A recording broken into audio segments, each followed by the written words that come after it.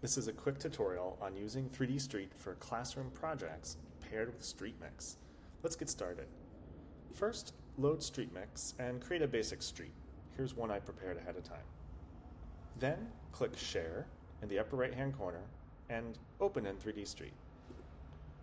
You'll notice that you'll instantly get an extruded version of your scene in 3 dimensions. If you haven't logged in yet, you'll be prompted to create an account. And once you do, you'll see that your scene will automatically save, shown by this green check mark. Whenever you make a change, your scene will save automatically, but you can always press this button to save changes to the server. Now that we've imported our scene, let's figure out how we move around. Click and drag to pan the camera, and press Shift while you're dragging to rotate the camera. You'll notice that as you hover over objects, you'll see a red selector.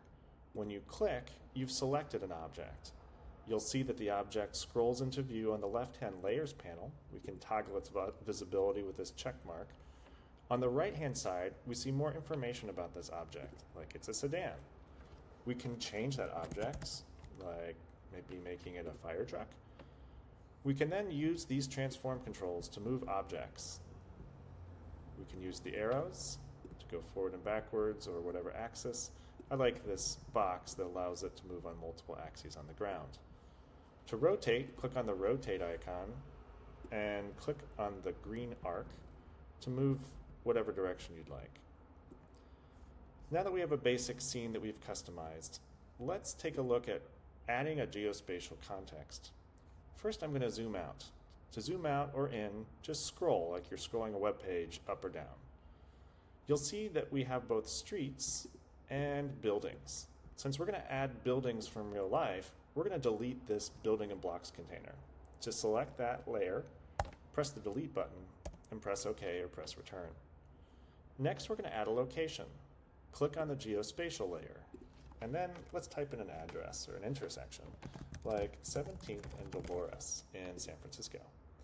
You can double check this is the right place in this map and even make another placement by clicking and changing the location of the red marker. Then click Update Scene Location. Excellent. And then the 3D tiles will pop into view. Now we need to adjust this a bit to make the street fit the way we want it to. So just like before, we can click and drag to change the camera, press Shift to change the rotation, and then zoom out a little bit to get some context. Next, I'll click on the street layer, and I'm going to choose the Move or Translate tool. I'm going to move it over here and line it up with the right-of-way, and we'll do a little bit of adjustment, just like that. It's not perfect, but good enough for this demo. Okay. Now we have a basic scene that we can improve upon, but it's probably worth sharing. I'm going to move this down a little bit. Perfect. Now you can always double click on a layer to have the camera automatically zoom in. Let's click on Share. This allows us a few options for sharing with other people.